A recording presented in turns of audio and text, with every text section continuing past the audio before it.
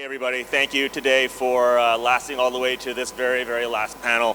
We have a very, very interesting panel for you guys. We have a lot of people that have a lot of experience across exchanges, wallets, regulatory regimes, real world assets, all those type of things. So again, thank you guys for lasting, and let me begin first by introducing myself. My name's Aaron. Again, I run a bar restaurant in Shanghai now.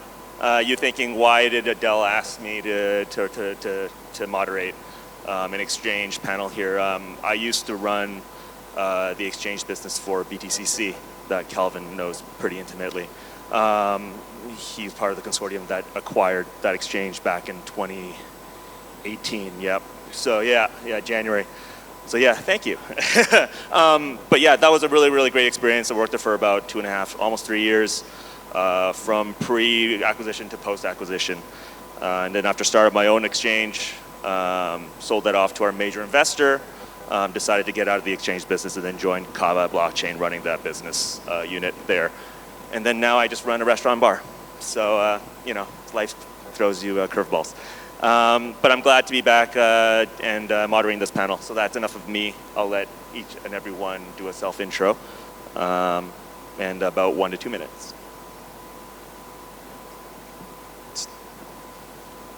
Good evening, everyone. My name is Jason. I'm with StraitsX. StraitsX is a 10-year fintech payments company, and we are also arguably the first company in the world today that has obtained a central bank license to issue market-compliant stablecoins. So by virtue of background, I've been an ex-banker, corporate investment banker for 13 years before moving into the world of fintech in 2019, and extremely proud to be in the home of Kuala Lumpur, with all you amazing people and some friends that are on the same panel, and looking forward to this conversation. Thank you. Hey everyone, Alvin here. So you can hear from my voice, it's been a rough night. Forgive me later. So I'm usually based in Singapore, and I lead all things growth at Bitget Wallet. So we've been quite fortunate. We have about 20 million users right across the world using Bitget Wallet. It's a self-custodial wallet, so if you want to access anything that's on-chain, right, whether it's a DeFi DEX, whether it's perps, whether it's some of the GameFi projects, you can actually all access it through our wallet itself. I came from a long history in Web 2, so I was at LinkedIn for 9 years. In a way, I feel like it's kind of similar. At the time, I was onboarding people into a network where they find value. In a way, it's the same with wallets, right? But you know, onboarding them onto the world of Web 3. So happy to be doing that. Have come from Binance, say, have always been really, really passionate about how blockchain can deliver value to the world. And yes, happy to have this conversation. Hi everyone, my name is Scarlett. I'm the country manager for Luno Malaysia. So Luno is the first and leading regulated digital asset exchange in Malaysia since 2019. What we do is we enable more than 850,000 customers access to cryptocurrencies in a safe and secure way. I was telling the folks here that I'm really glad and honored to be surrounded by handsome and talented, charming guys in this panel session. Looking forward to a great chat today. Okay, good evening everyone. My name is Musa. Well, I'm from Nanovest, the head of strategy of Nanovest, that we are a part of, officially registered in Indonesia for crypto exchange. We currently serve for 3.5 million users across Indonesia. So it's really nice to be here. Thank you. Looking forward for the discussion. I'm Calvin from Plutus VC. We are a $200 million venture fund based in Hong Kong.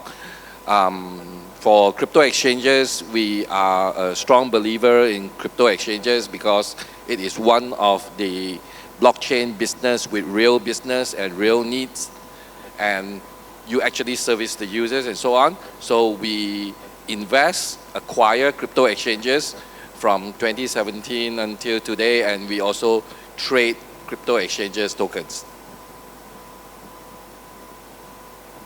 Okay, thank you everybody for your introductions. So let's get right to it. We'll get to our first question, and I'll give each question about 5 minutes. I'll start, every question will have a different start point, and then we'll let everybody else join in with the conversation.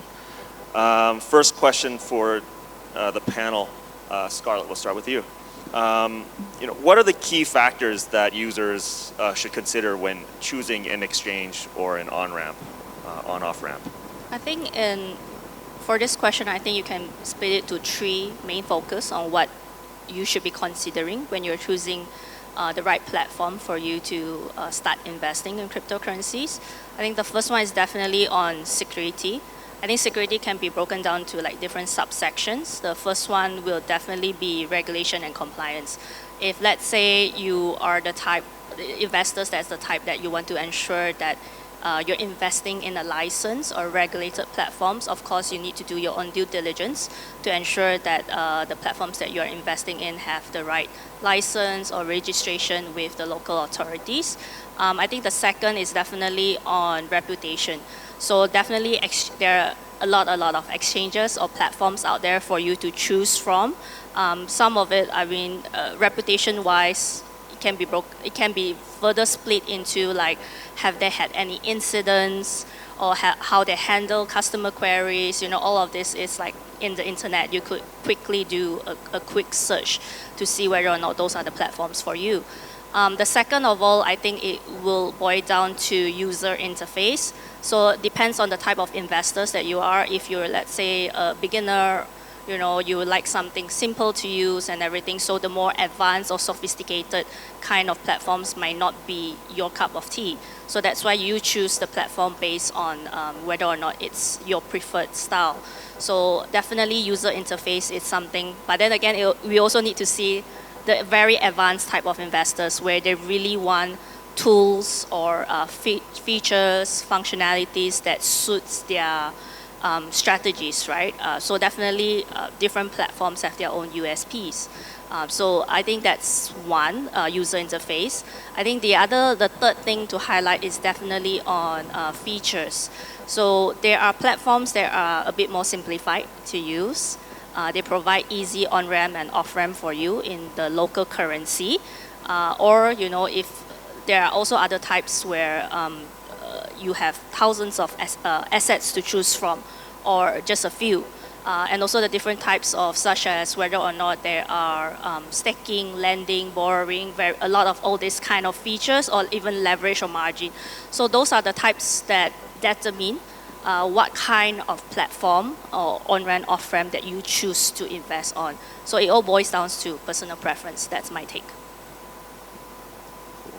I would want to ask also Alvin the same question, because you've had experience now at Bitget, Bitkeep, and also previously at Binance, and I'm sure you've seen a lot of different products on and on off board, on off ramp, and also on just how the users going to choose across all these different types of products for what you've seen.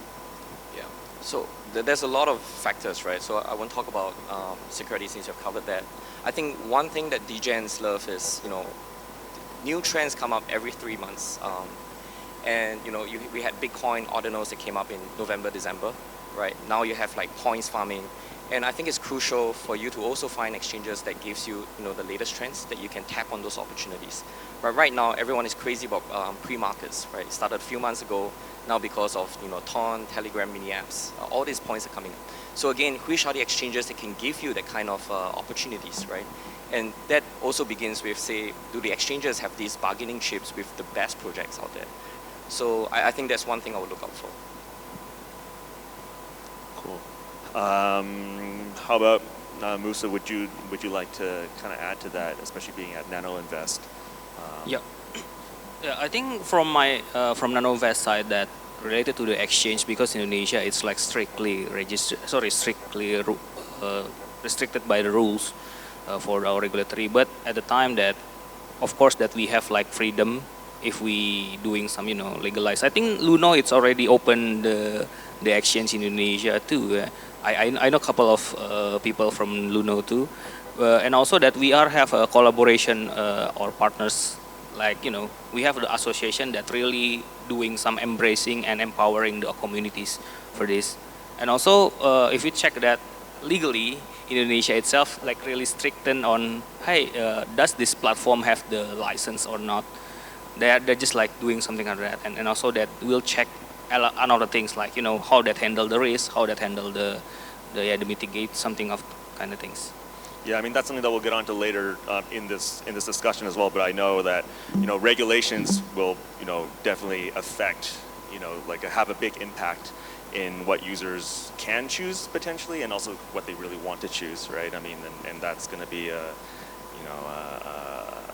that's going to be more of a decision that the user will have to make on their own decisions, right? Cool. Why don't we jump to the next question here in the panel? Musa, I'll start with you with this one.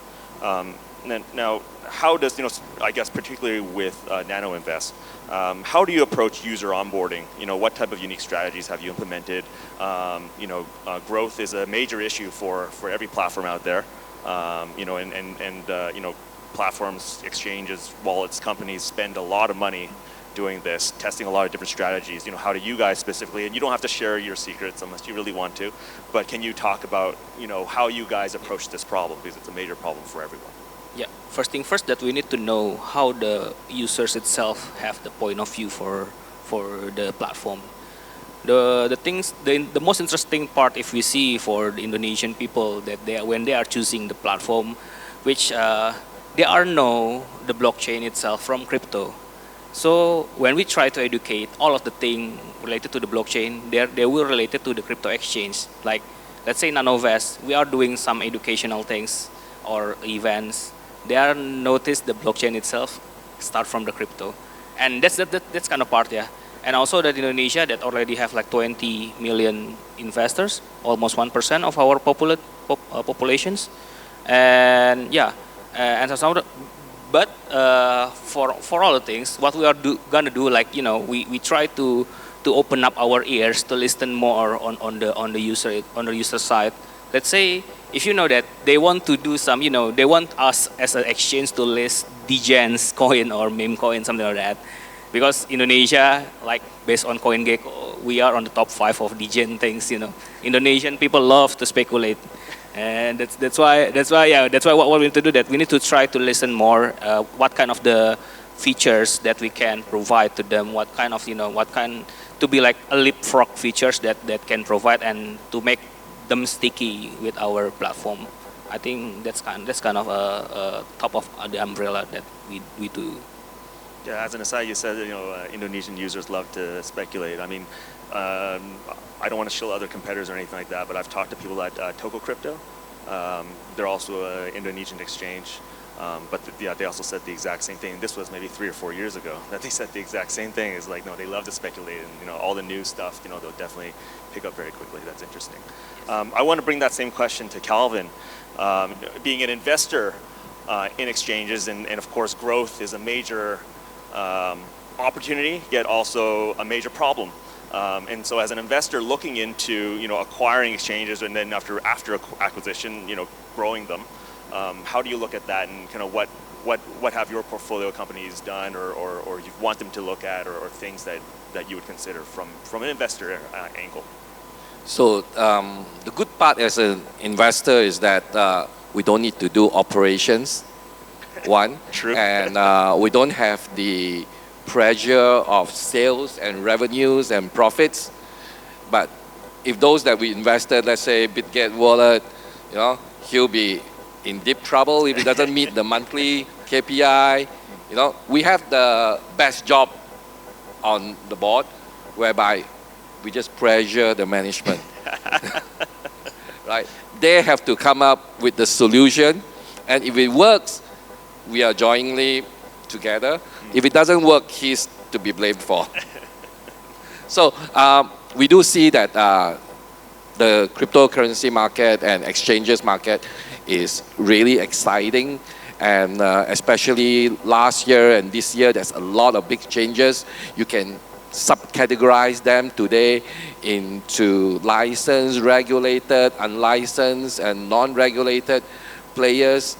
And even the users, the market is also different, right? There are people who once licensed and regulated, like Luno, because I can on-ramp, off-ramp, ringgit easily, like in Thailand as well. It's very, very easy. Your Thai baht from your bank account into Bitcoin, and Bitcoin back into Thai baht. into your bank account again, right? So there's this ease. But then, as a regulated exchange, you don't have 3,000 coins to trade, right?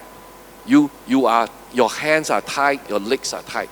So the whole entire landscape, I would say that is going niche now, whereby the licensed and operated users have to find their niche to survive. But eventually, I would say that the unlicensed one will have to jump from country to country, hike here and there probably. That will happen eventually, but for the time being, that is the biggest market.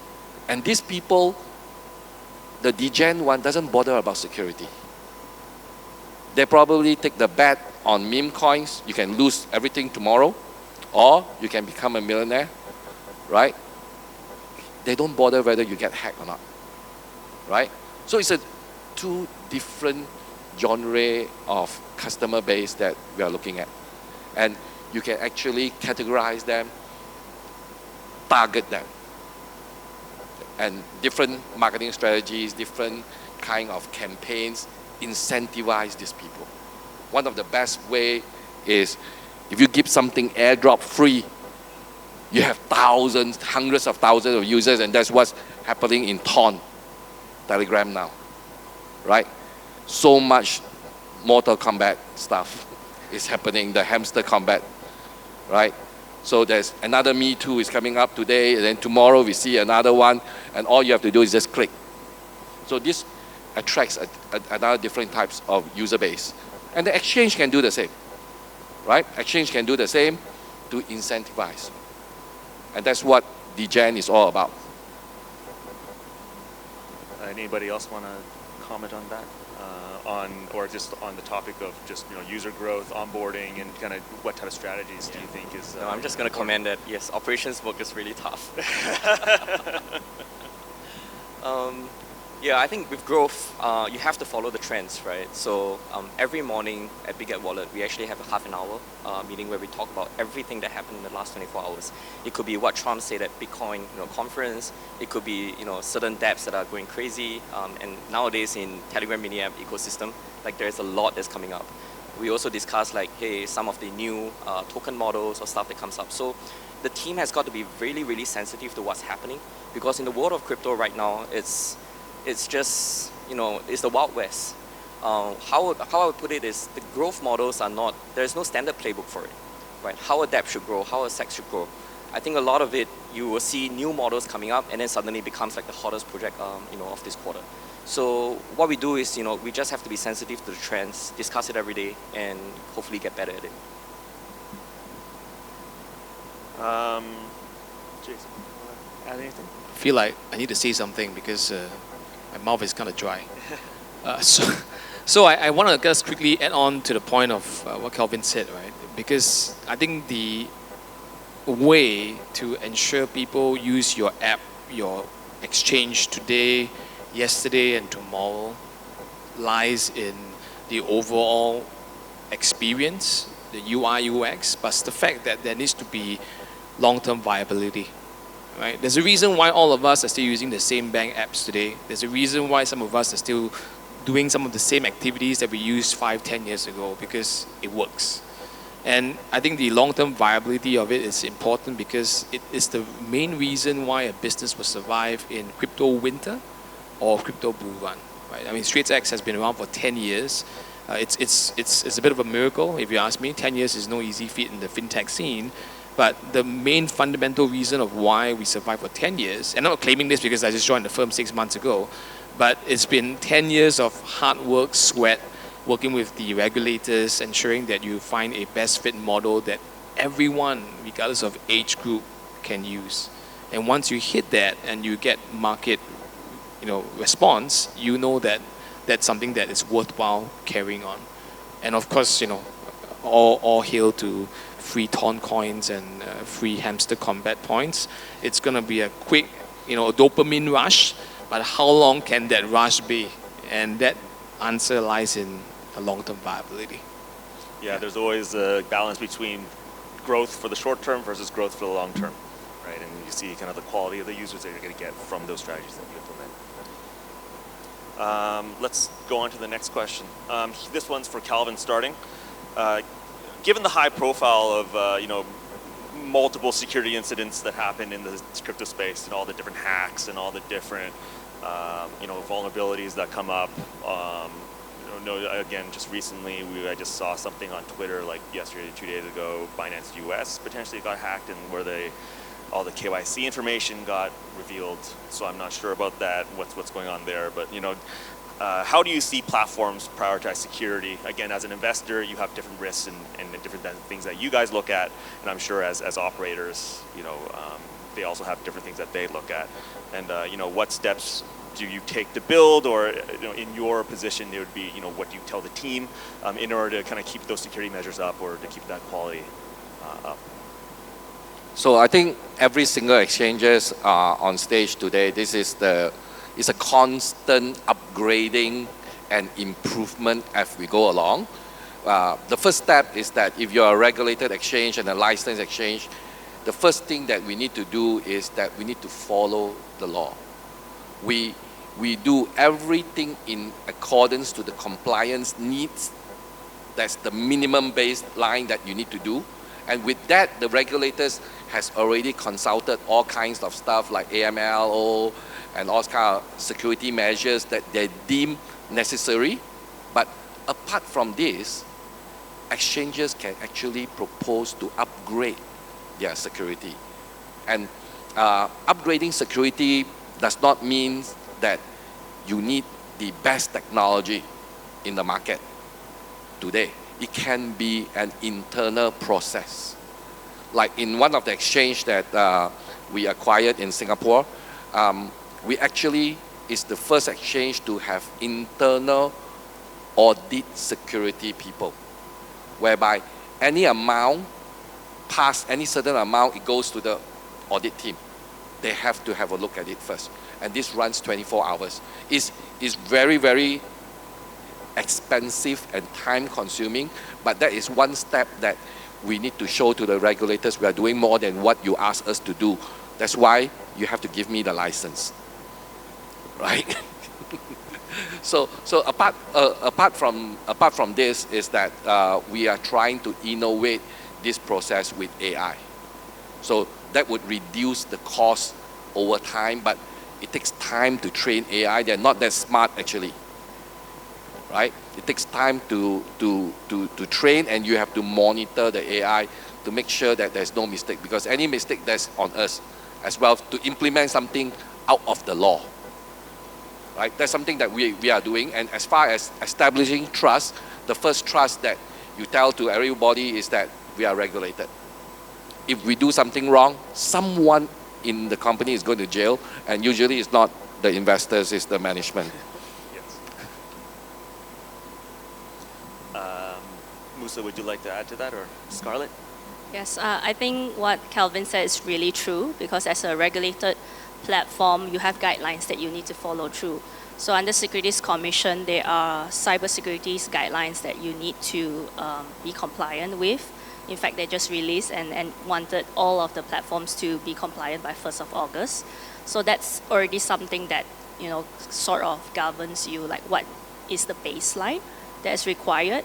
But on Luno side, I think we, similar like what Jason already says, we are also a 10-year-old company. In Malaysia, we have the license since 2019, so like approaching 5 years more. Yes, we are the first one. So I think for us, we also, like what Calvin said, it's about keep upgrading and following industry standards. So I think financial fraud or cybersecurity incidents, it's not a very niche topic for like industries like ours, right? Financial institutions also have it. They are combating it. They're trying to overcome it with like imposing more and more features, security features to combat this. So it's the same thing for regulated crypto platforms like Luno. We have the industry standards of like, you have the trusted device, you have 2FA. You also have cooling off period if you want to send out crypto or send and receive. So those are important. We also even went a step ahead to even set out a manual process to protect vulnerable groups. Vulnerable groups like could be above a certain age where we know that maybe you're not that tech savvy, but we are seeing maybe large movements of funds, volumes that is a bit irregular and a bit suspicious. So those are the kind of processes that we put in to protect our customers, even down to the fact that when you send out crypto to some addresses, we do monitor, say, blacklist addresses or high-risk addresses, and we do pre-warn our investors or customers that, are you sure you want to send it out? So those are the features that we have, right? Not to forget is that, I think trust in this era of time is very important. So that's why even Luno take it one step ahead, where we actually release proof of reserves report, which means that we do hold one-to-one according to what we say, your holdings and everything. So that is easily generated by all users that uses Luno as a platform.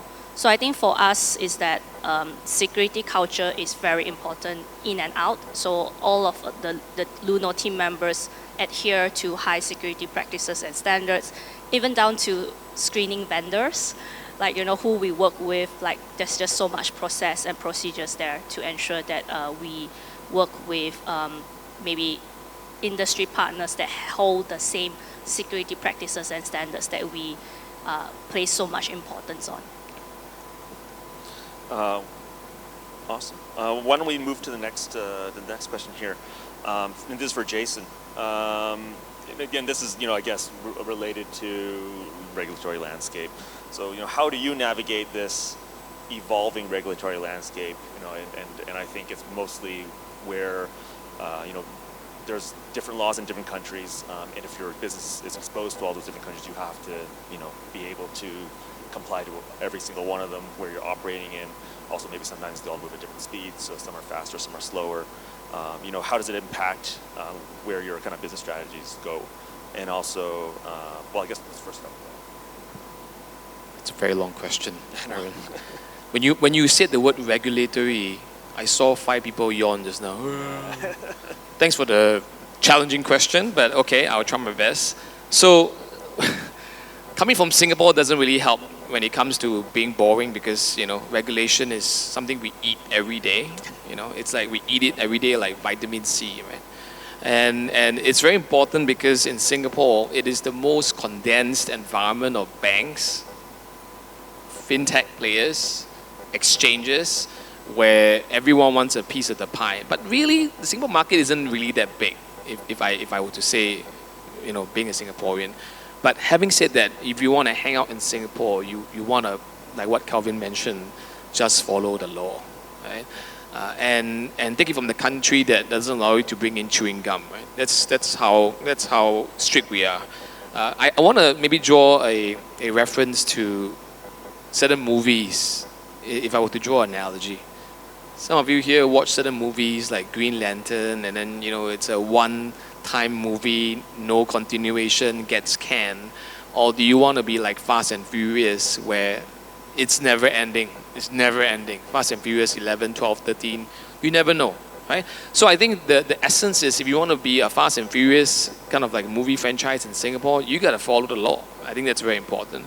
But at our end, I think we've been very, very blessed in a way. We say we are a 10-year-old company, but 10 years of continuously working with the government to ensure that we abide by their rules and regulations. I want to say that because if you look at Southeast Asia as a whole, it's a very fragmented market. You have countries like Thailand, which Calvin mentioned. It's a bit more okay. We let you do what you want to do, but now they're going on to what we call a stablecoin regime. In Hong Kong, it's the same thing. They've just kicked off their stablecoin sandbox. It's a move towards overall adoption of digital assets. The same thing happens for Japan, where you're trying to issue a Japanese yen stablecoin. There's a lot of this regulation come into play. Anything that touches a fiat element of the country's natural reserves is going to be a sensitive point, right? So I think having that respect for the country's nuance is important. At the same time, if you look at cross-border kind of collaboration, you look at Project mBridge, for example, which involves Hong Kong, China, Saudi Arabia. Right, Saudi Arabia, and the point about that is that where has that taken us to? Look at Project Mandala, which involves the Malaysian government. Where has that taken to? And when you look at this, it's very complicated because when you have a multi-country CBDC project, you're talking about not only my currency, but your currency, but his currency. You need a lot of chewing gum to get it across. You know, it's going to be a lot of pain and a lot of alcohol drinking, and we need your help, Aaron. A lot of late night drinking, you know what I say? Yeah, so I feel in a very large nutshell, you got to respect the culture of the regulatory bodies in the country you're in, and if you don't, then in countries like Singapore, where it's very hard-handed, you could get booted out very fast. But in other markets where, okay, we let you run around a little bit, but when the hammer falls, it can fall very quickly. So getting inroads into hearing what the government's senses are, it's extremely important if you are an exchange or if you are a crypto player, because you want to be ahead of the curve. If you're going to pull out fast, you may have to kind of run with your tail behind your legs, right? But so it's a bit of a tit for tat. You got to play the right game in the right market. Yeah.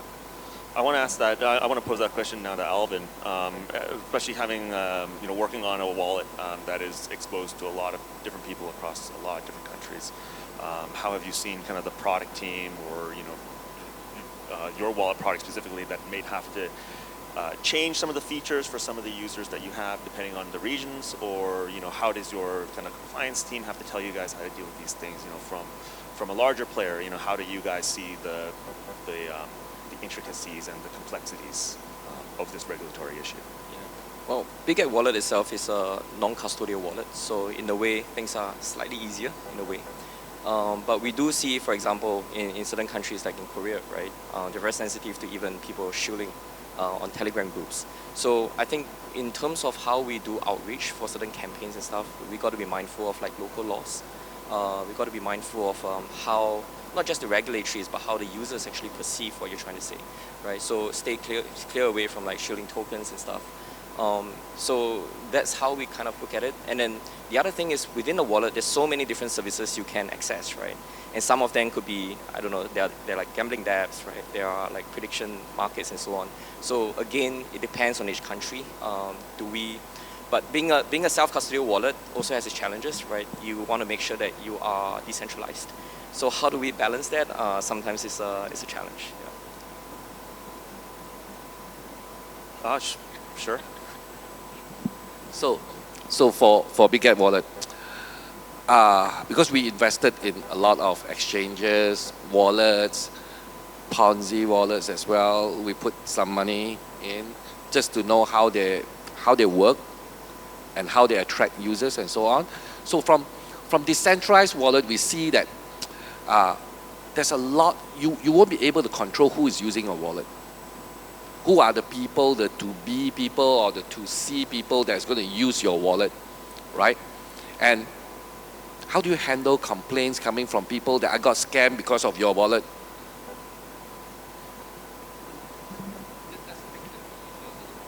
Yeah. Wait, so the question is, how do we...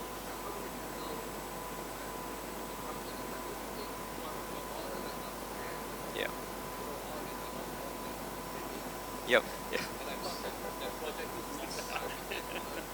So it's tricky, right? I think all decentralized projects, especially wallets, get this a lot. And most of the time, right, it's because they fell to phishing links, for example. This happens very frequently, right? So, for example, my money is gone from my wallet. It has to be the wallet's fault, right? But I think speed is important here. So we do respond to it pretty fast, right? No matter where you're complaining on Twitter, on Telegram, there are moderators everywhere. But understanding what happened is crucial in the first few hours, because maybe you are able to get your money back. But then the other part is then on education and stuff, right? So phishing links is, I must say, scammers today are very, very smart, right?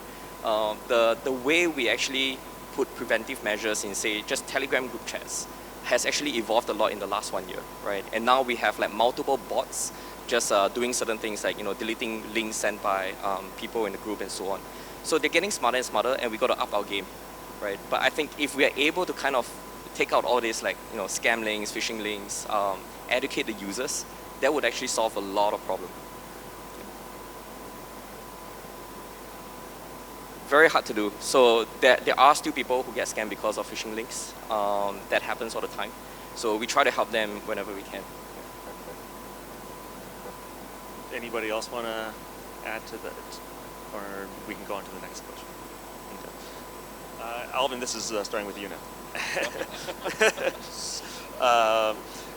Sorry about that. It's this.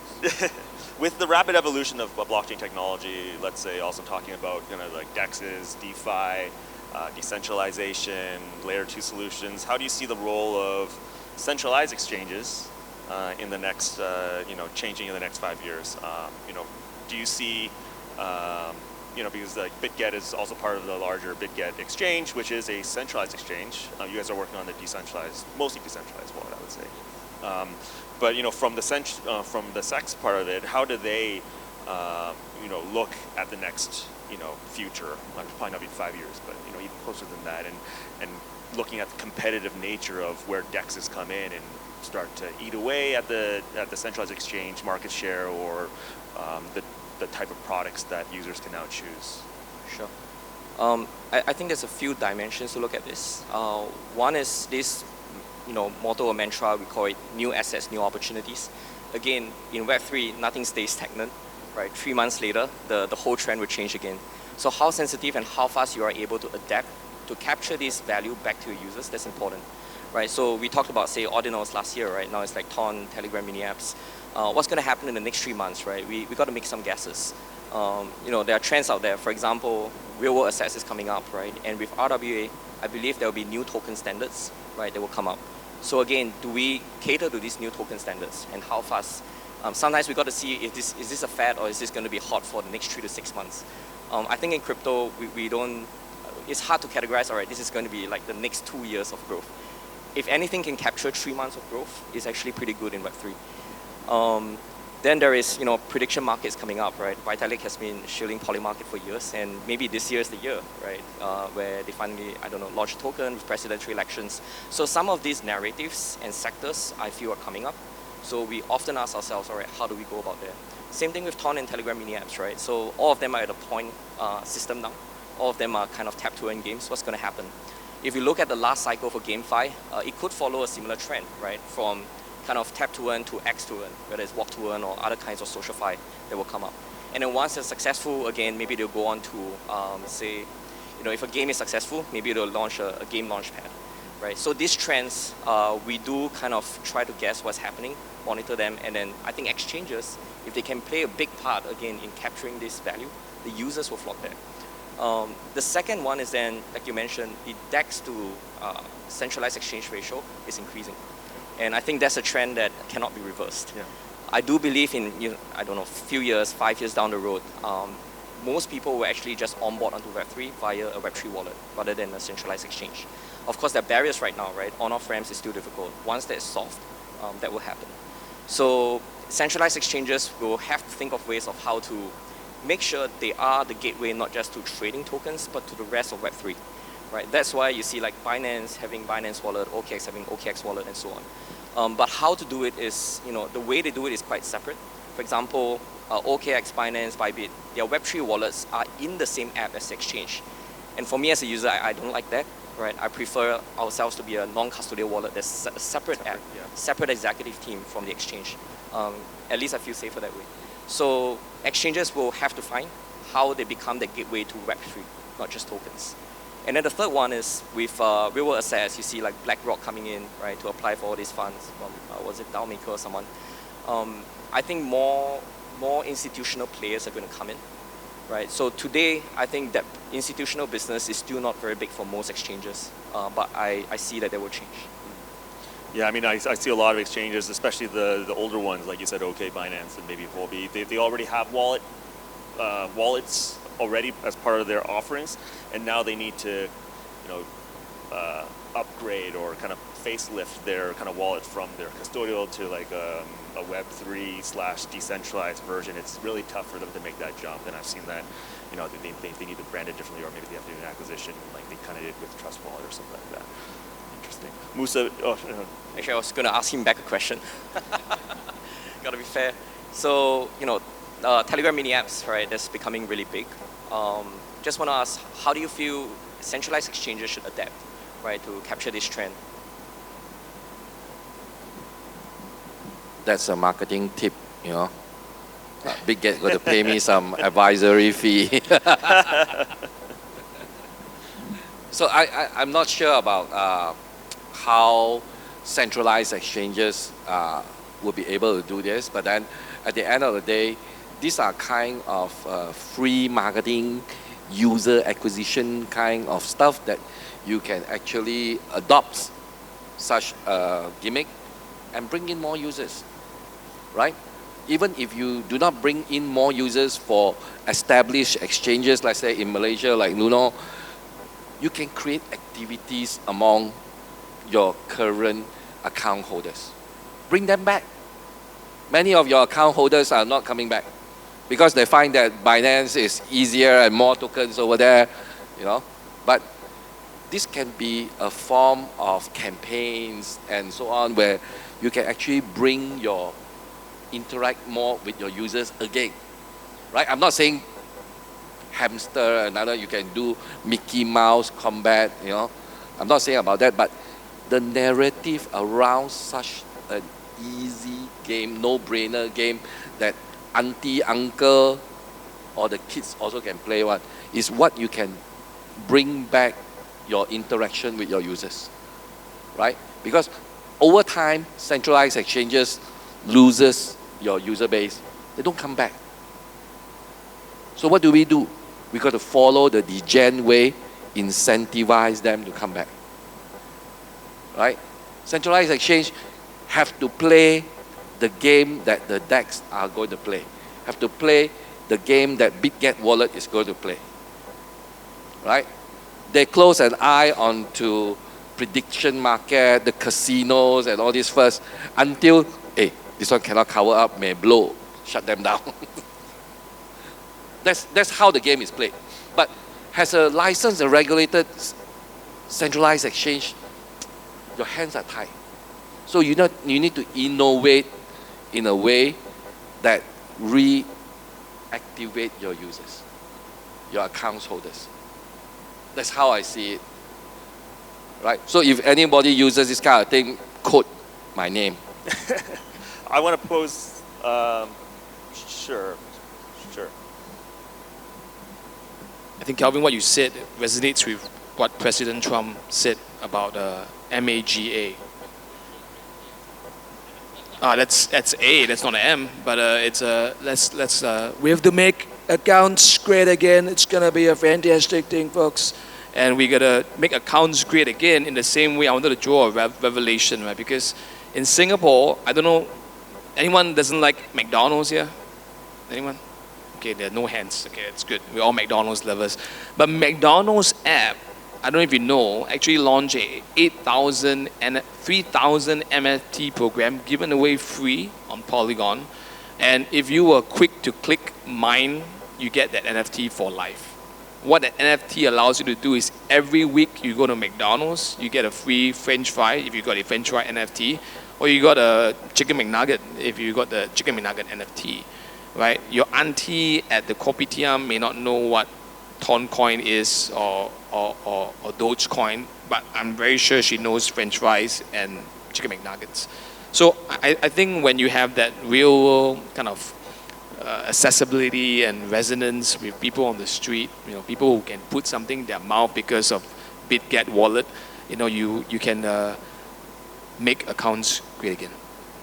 Thank you so much. Cool. And with that, that wraps up our time here at this panel. Thank you everybody in participating in this last panel that we have today, and thank you everybody for coming.